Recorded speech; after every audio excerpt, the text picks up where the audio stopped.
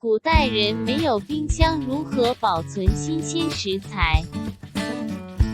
古代没有冰箱，是如何保存食物呢？其实，中国古代也有冰箱哦，在古籍《周礼》中就提到过一种用来储存食物的冰鉴。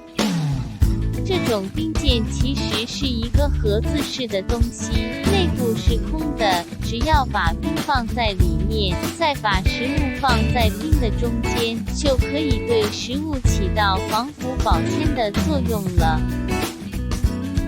在很久很久以前的古代欧洲，那时候的人们就已经想到了使用冷冻干燥的环境来对相关的保存对象进行干燥冷冻低温存储，就和我们现在的冰箱一样。古代的北欧海盗是令人敬畏的，他们不但骁勇善战，而且对于食物的保存方法也是有着他们的独到见解。他们会利用欧洲北方的干燥寒冷的气候，利用自然条件将食物进行保存。